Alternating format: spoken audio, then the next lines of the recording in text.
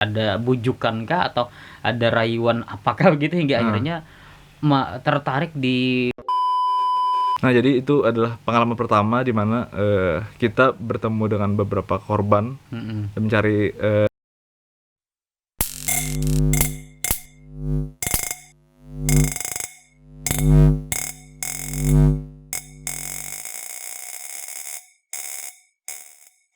Assalamualaikum warahmatullahi wabarakatuh. Salam jumpa sahabat BTIKP Dinas Pendidikan dan Kebudayaan Provinsi Kalimantan Selatan. Kita kembali berjumpa dalam For Your Podcast dari BTIKP. Nah, di kesempatan kali ini kita akan berbincang banyak terkait bagaimana seorang guru itu harus juga mampu mengadaptasikan diri dengan kondisi saat ini, di mana perkembangan teknologi informasi komunikasi sudah semakin pesat, termasuk dalam bidang produksi video atau film.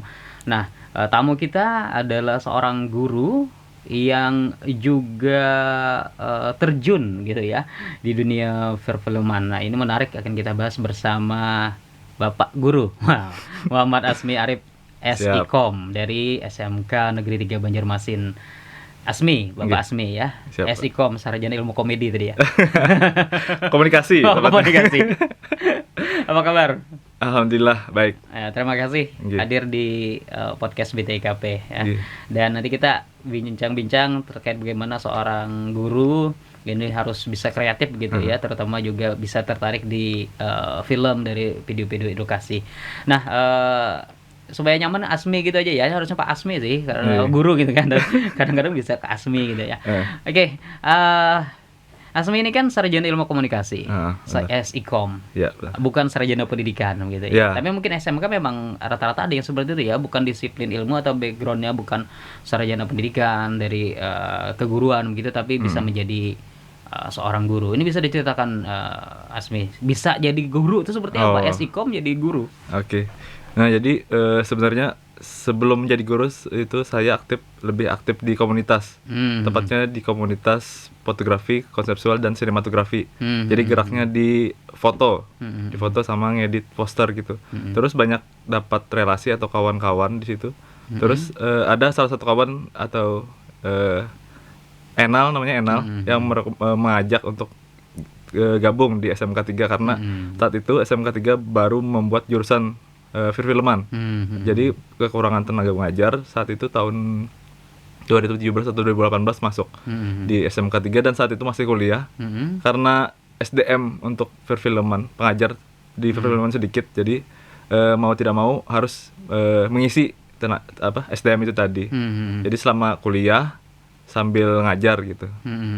Nah, terus mungkin tidak ada SPD dan SIKOM tadi kayaknya tidak masalah. Soalnya di saat ini saya kan ikut P3K juga ASN dan di situ SIKOM itu bisa jadi guru di situ. Mungkin dari pemerintahnya mungkin yang sudah membolehkan mungkin gitu. Ya memang mungkin agak sedikit berbeda ya perlakuan kepada SMK karena memang lebih ke arah bagaimana peningkatan kompetensi lulusannya, karena SMK itu kan SMK bisa, SMK siap bekerja gitu. Karena salah satunya ya mendatangkan atau menerima tenaga-tenaga pengajar itu yang memang basicnya dilihat dari skill begitu ya, sesuai jurusan yang diampu lah. Jadi memang di fotografi awalnya ya, fotografi ini ya. Dan dari berbekal pengetahuan, kemampuan atau skill di fotografi dan sinematografi, akhirnya diajak untuk awalnya tenaga pengajar honorer. Honorer awalnya honorer, terus beberapa lama berjalan, akhirnya diangkat atau dipercayai untuk menjadi guru tetap di sana.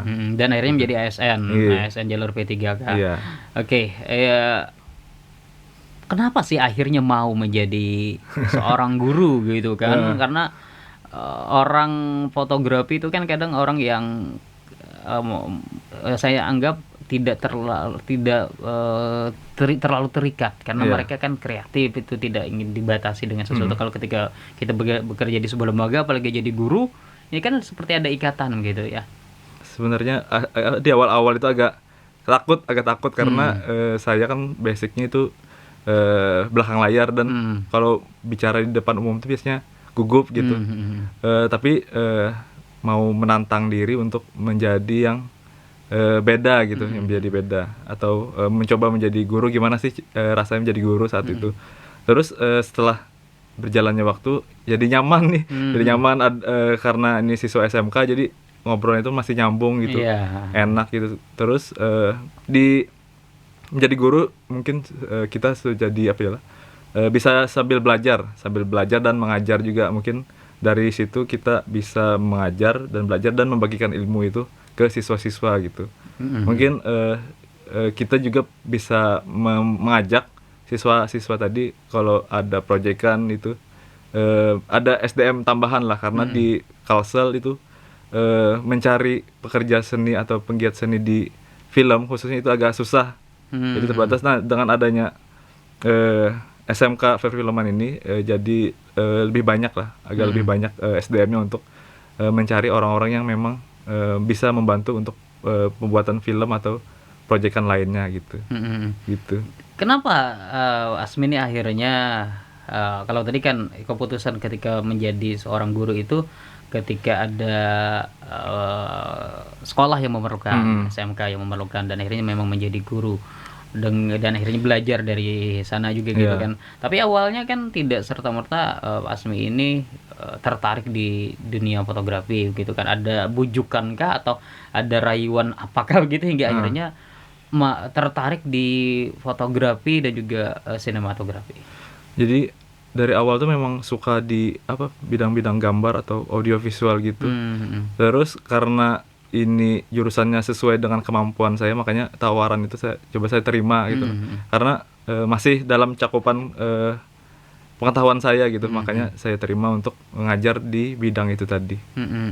Tapi memang Asmi belajar fotografinya otodidak atau melalui gitu kan, ada pelatihan atau kursus singkat atau seperti apa? Kebanyakan sih otodidak dan mengikuti beberapa workshop juga. Jadi waktu awal-awal tuh lebih banyak hunter workshop sih. Jadi banyak kenal dan relasi itu dari sebelum jadi guru. Sebelum jadi guru. Terus waktu kelas 3 SMA itu pernah bolos gara-gara ikut kegiatan project komunitas. Nah dari situ proyek komunitas ini komunitas fotografi. Ya, fotografi. Nah mungkin saking sukanya dengan fotografi jadi bohong untuk bolos ikut kegiatan itu tadi. Nah mungkin dari situ sudah mulai tertarik. Tapi ini tidak ditularkan ke murid-murid ya? Enggak.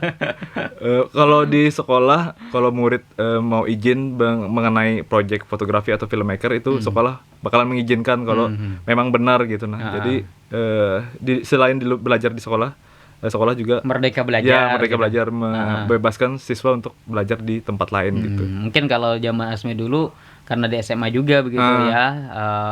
Dan ketika ada fotografi itu mungkin agak masih sedikit sekolah juga begitu kan, apalagi SMA beda dengan SMK begitu kan. Tapi memang mulai dari SMA sudah tertarik dengan dunia fotografi gitu ya. Itu akhirnya curi-curi waktu bolos. Itu rahasianya gurunya udah tahu. Udah tahu, jadi ada teman yang jemput. Rahasianya bukan rahasia yang baru terbongkar hari ini, tidak ya. Jadi teman jemput, belum ada briefing sama teman alasannya kenapa jadi keluar tuh. Jadi teman bilangnya ada kegiatan ini, tapi saya bilang ke guru beda kegiatan gitu nah. Ada kegiatan keluarga gitu nah. Jadi tidak match gitu ya. Tidak match. Dari situ ketahuan bohong. Nah, ini pelajaran nih. Pelajaran jangan ditiru gitu kan. Artinya kalau mau bolos itu harus diodilannya harus pasti. Tapi jangan gitu, harus mengajarkan yang baik gitu ya. Kalau memang keperluan itu memang untuk meningkatkan kompetensi, izin dengan gurunya dan harus masuk akal begitu ya. Buktikan gitu ya. Baik, Pak Asmi. Lalu akhirnya sangat aktif di dunia perfilman gitu ya. Di dunia perfilman, di dunia fotografi. Nah, melihat Kalimantan Selatan, kan ada forum-forum sinias Banua misalnya seperti itu, atau komunitas-komunitas film gitu ya yang muncul di Kalimantan Selatan utamanya. Bahkan mungkin tadi murid-murid Pak Asmi juga banyak yang akhirnya ikut bergabung mungkin di sana. Ini melihat perfilman, apalagi kita barusan hari film nasional. Ini kan bagaimana melihat perfilman kita? Oke, melihat dari tahun 2016, mungkin itu awal dari kebangkitan perfilman di Kalimantan Selatan. Nah, jadi awalnya di tahun 2016 itu di Kalsel itu kami sangat kesusahan mencari atau ada kiblat untuk belajar untuk perfilman. Nah, saat itu ada kementerian yang mengundang kami untuk belajar di nasional di saat itu di Bogor tahun 2016. Nah, setelah berbekal dari situ banyak relasi perfilman dari situ kami bawa ke ke Kalimantan Selatan dan muncullah Forum Sines Banua. Saat itu disepakati oleh kawan-kawan bahwa kita harus bikin Forum Sines Banua. Nah, di Forum Sines Banua dengan hadirnya Forum Sines Banua kurang lebih itu bisa bikin ekosistem perfilman di Kalimantan Selatan. Yang awalnya komunitas itu tidak ada, makin berkembang itu makin banyak komunitasnya dan menghasilkan beberapa karya film yang memang mengenalkan identitas Kalimantan Selatan. Nah, terus makin kesini makin banyak produksi-produksi film panjang, tapi kebanyakan masih utamanya itu krunya masih di Jakarta. Nah, sebenarnya di Kalimantan Selatan itu sudah sudah cukup mumpuni untuk menggarap film panjang mungkin. Rata-rata film pendek ya gitu ya. Memang dari awal kalau mau terjun ke film panjang kita harus di film pendek dulu untuk belajarnya gitu. Nah, gitu. Nah, mungkin makin kesini film di Kalimantan Selatan sudah mulai berada di di tempat gitu. Berada di tempat bersaing dengan pulau lain atau Pulau Jawa. Dan banyak film-film pelajar ataupun umum itu sudah meraih prestasi di nasional maupun internasional. Nah, gitu. Terus biasanya setiap tahun itu Forum Sines Banua itu mengapresiasi karya-karya film Kalimantan melalui festival film yaitu Aruh Film Kalimantan. Nah, di situ banyak perfilman atau sineas merayakan karya-karyanya dan bertemu dengan penontonnya di situ. Nah, mungkin masih direncanakan apakah Aruh Film Kalimantan tahun ini ada atau Aruh Film tidak, ada ya. Dan film. Itu terbuka untuk umum untuk itu. Artinya komunitas-komunitas ataupun tadi misalnya para pekerja film dari SMK misalnya ingin. Kalau di Kalimantan Selatan SMK banyak tidak ya jurusan? Kalau di Kalimantan Selatan setahu saya itu ada 3 yang jurusannya broadcasting sama perfilman. Perfilman ada 3, kalau broadcasting kayaknya ada 4 kayaknya. Setahu saya ada SMK 3 Banjarmasin, terus SMK N2, terus ada di mana itu ya? Di Balangan.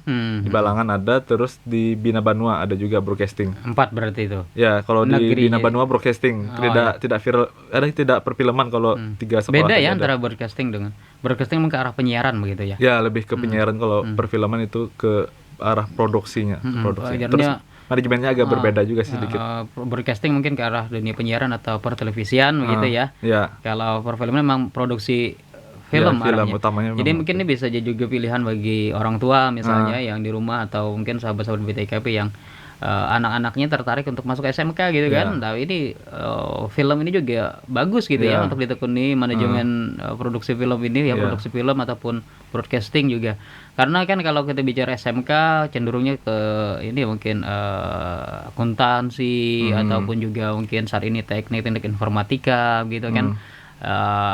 Ya mungkin perlu di ini juga ya, catatan penting juga bahwa film itu juga tidak jurusan film gitu ya. Jurusan broadcasting juga penting sebenarnya. Ya, jadi di jurusan film atau broadcasting itu kayaknya mencakup semua bidang.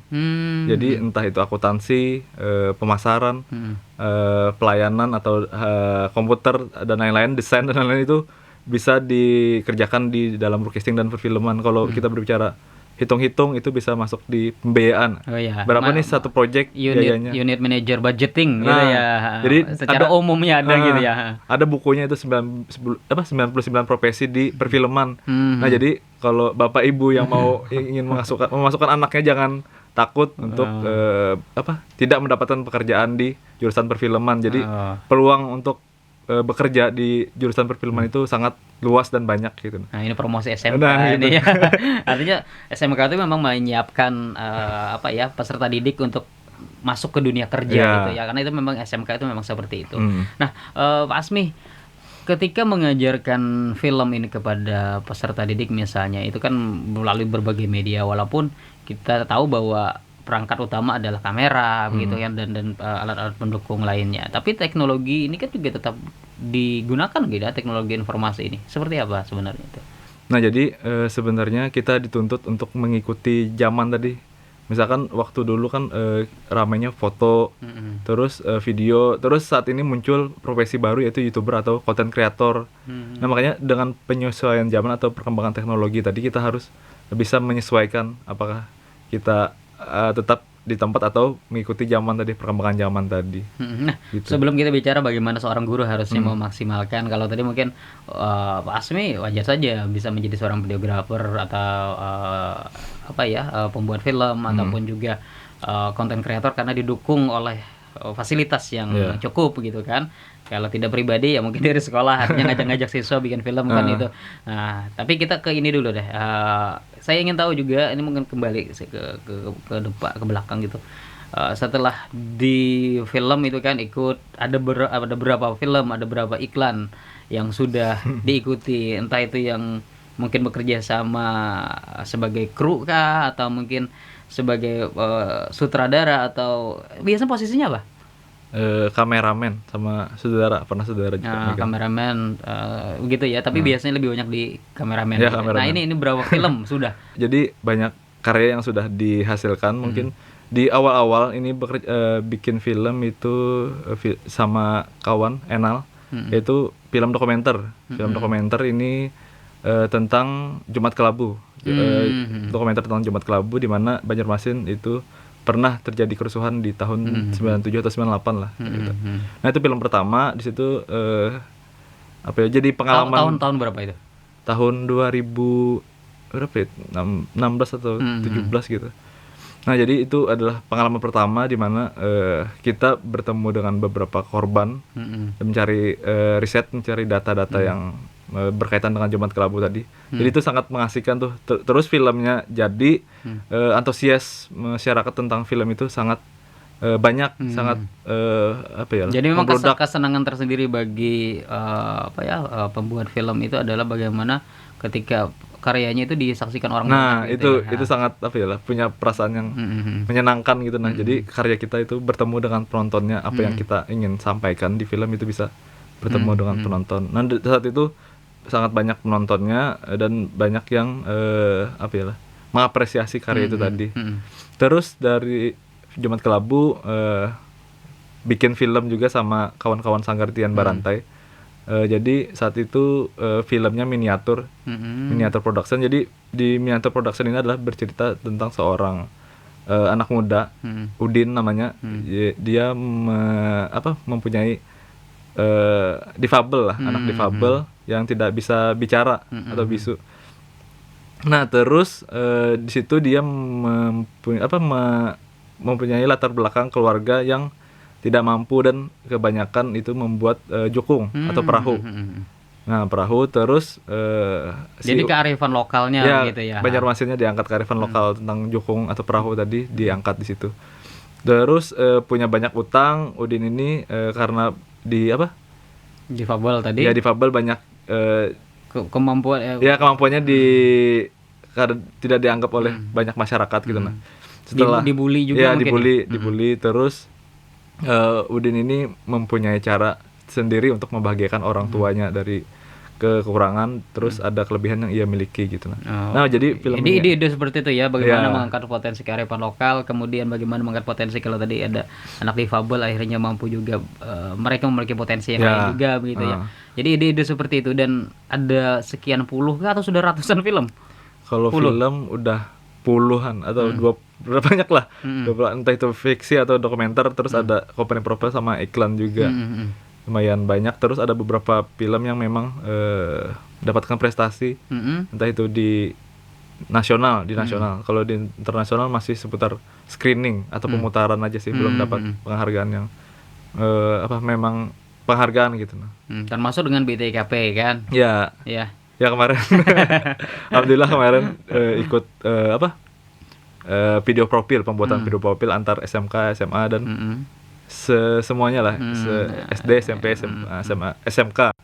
Jadi kemarin kami ikut di pembuatan video profil itu dan alhamdulillah mendapatkan juara 1 atau video terbaik Kalimantan Selatan gitu. Ya, artinya PT IKP juga menyediakan wadah untuk para guru itu untuk bisa menunjukkan kreativitas mereka gitu kan. PT IKP menyediakan lomba-lomba, banyak lomba yang dilaksanakan oleh PT IKP untuk memfasilitasi guru-guru, tenaga pendidik untuk menunjukkan kemampuan mereka begitu ya dalam teknologi. Jadi, nah kita bicara tentang tadi teknologi informasi komunikasi yang digunakan dalam entah itu pembelajaran ataupun juga dalam pembuatan film. Karena kan kita bagaimana memaksimalkan TIK ini dalam pendidikan ini seperti apa? Kalau dalam pembelajaran itu biasanya saya menampilkan beberapa film sebagai contoh atau acuan untuk pembelajaran selama pembelajaran. Entah itu kita membedah gambarnya atau informasi yang bisa kita dapat dari film itu bisa kita ambil atau tangkap gitu untuk kehidupan di masyarakat. Terus kayaknya untuk informasi dalam bidang teknologi itu sangat memudahkan dalam pembelajaran. Jadi siswa itu lebih senang. Jadi siswa itu lebih senang kalau kita nonton gitu atau ada video-video atau visual-visual yang ditampilkan di dalam pembelajaran tadi. Jadi pada saat siswa senang tuh pelajaran itu akan mudah dimasuk ke siswa. Dalam penerapan pembelajaran saya biasanya selalu memasukkan visual dalam pembelajaran gitu. Dan siswa memang tertarik seperti itu ya. Tidak lagi seandainya mungkin mengajar film itu tidak ada hal-hal seperti itu susah ya. Ya agak susah dipahami lah. Iya. Apalagi kalau tadi Azmi bilang awalnya kemampuan berbicara di depan umum itu. Jadi sangat membantu lah. Sangat membantu. Jadi ada visual, kan ada istilah satu foto itu bisa beribu makna atau beribu bahasa gitu. Banyak cerita di balik sebuah foto. Nah gitu. Dan siswa memang tertarik hal seperti itu ya. Iya, lebih tertarik ke situ sih. Kalau Pak kapan nonton gitu. Jadi memang muridnya yang suka nonton gitu kan daripada belajar ya. Tapi tetap mungkin ilmu umum juga memang harus mereka pelajari gitu Asmi ya. Nah, kita tadi pertanyaan saya sebelumnya tentang misalnya kawan-kawan pendidik nih tertarik ingin membuat video juga. Kan sekarang banyak tuh kalau tadi sampaikan bahwa video ini memang salah satu media yang baik untuk mereka gunakan sebagai media pembelajaran. Nah, tapi dengan keterbatasan perangkat ini mungkin tidak. Jangan berpikir bahwa kita tidak mempunyai alat. Jadi sebenarnya saat ini kan semua orang punya alat tuh. Handphone. Nah kayaknya handphone itu bisa kita maksimalkan untuk pembuatan konten. Dan konten itu bisa kita share ke media sosial yang kita inginkan. Jadi kalau bisa pakai alat yang kita punya aja dulu. Pakai alat yang kita punya yaitu handphone, karena di handphone itu sudah banyak fitur yang bisa kita pakai, entah itu video, fotografi yang foto dan video yang bagus. Terus editing juga bisa kita lakukan di situ.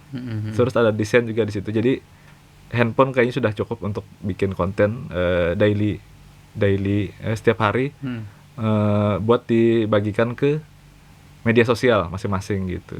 Nah, saya ingat juga bagaimana dulu ketika pandemi sempat begitu ya, kawan-kawan dari BTIKP ini mengajar atau memberikan pelatihan pembuatan video dengan perangkat handphone, begitu kan? Nah, itu antusias juga tuh para guru belajar gitu kan. Jadi memang WTKP punya terobosan seperti itu, dan memang video itu digunakan sebagai fasilitas untuk mengajar para siswa gitu kan. Benar.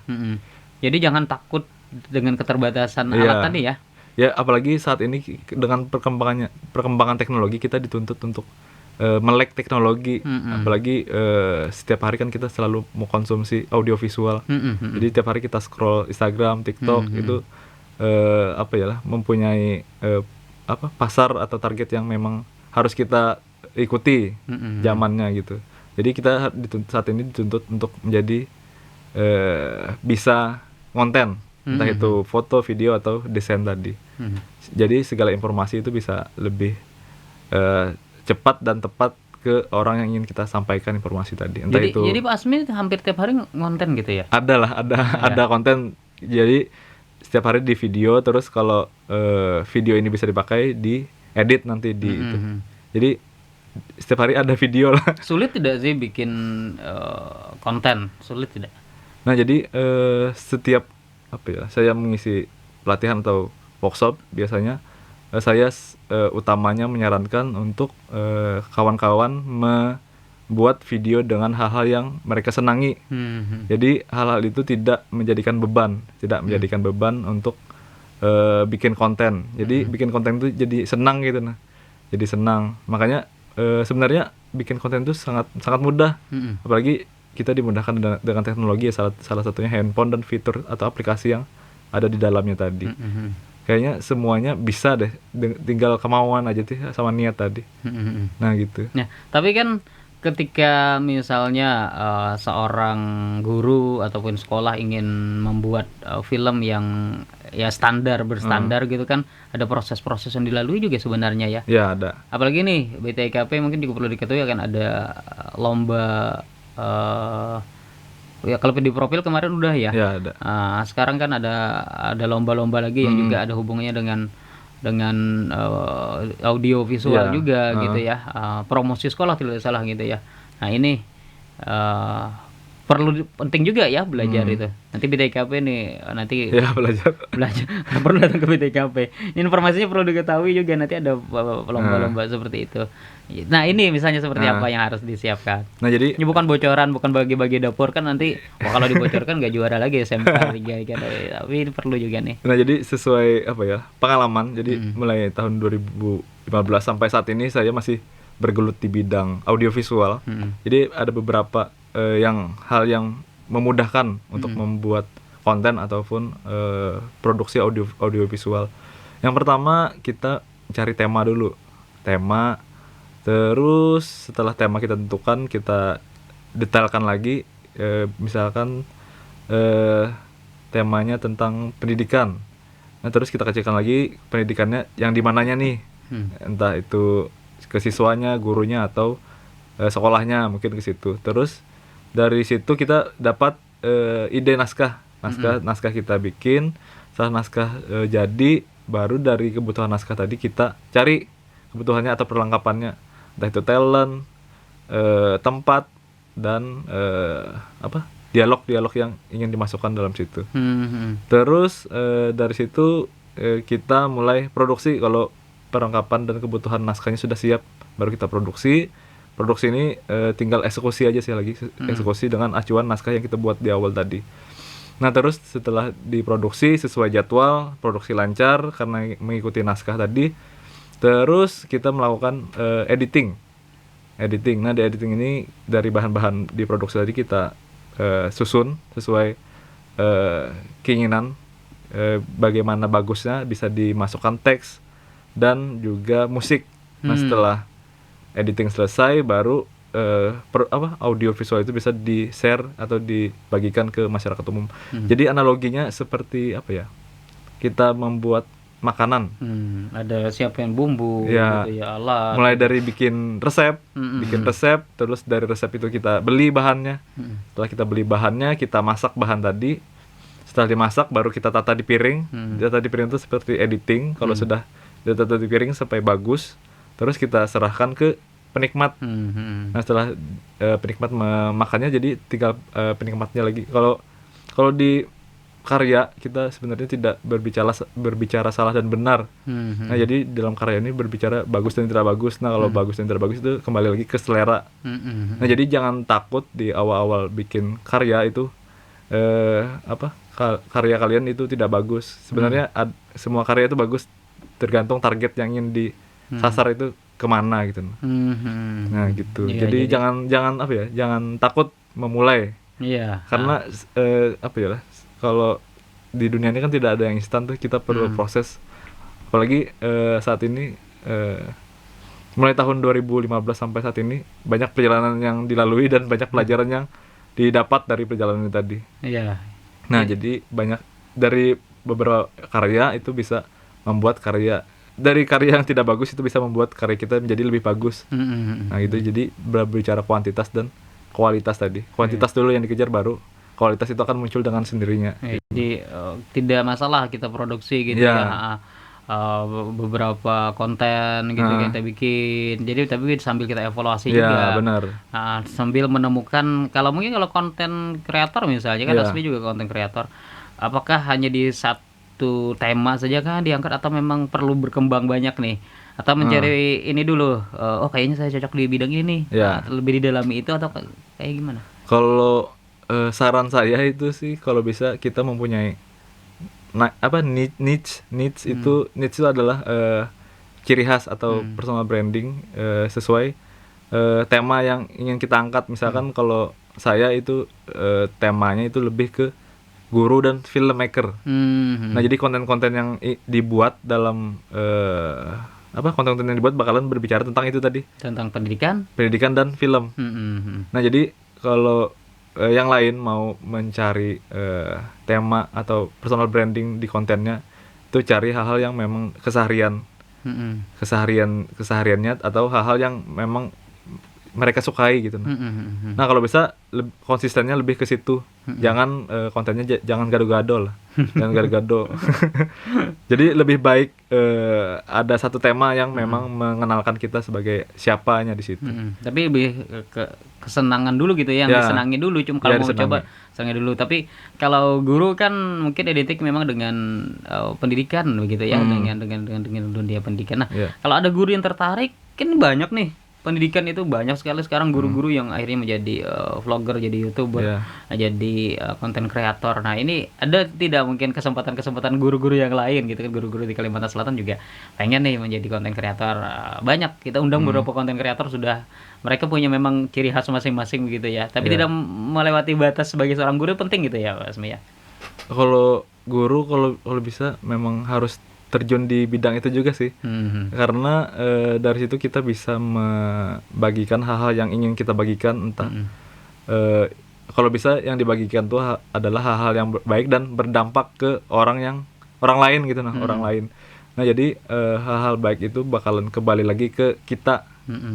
Nah jadi kalau bisa guru-guru bisa bikin konten atau terjun sebagai konten kreator juga, terus bikin konten yang memang dikuasai. Kalau guru matematika berarti konten-kontennya ya tentang matematika tadi. Mungkin terus. Tapi tidak membosankan jika misalnya ini loh, 1 + 1 2, 5 × 5 20. Kan kayak pelajaran di kelas. Lebih ke kreativitas saja sih lagi Kak. Mungkin ada hal-hal yang lagi trending itu bisa dimasukkan sesuai bidangnya gitu. Jadi untuk penyampaian informasinya itu tidak membosankan, tidak boring, tinggal konsepnya aja lagi gimana. Konsepnya. Jadi konsepnya itu singkat, padat, dan mengasihkan gitu. Kalau bisa. Kalau bisa gitu ya, ketika materi-materi, kalau guru mengajarkan materi-materi yang berat, bagaimana mengkondisikan supaya segmentasi pemirsanya ini bisa tertarik gitu ya.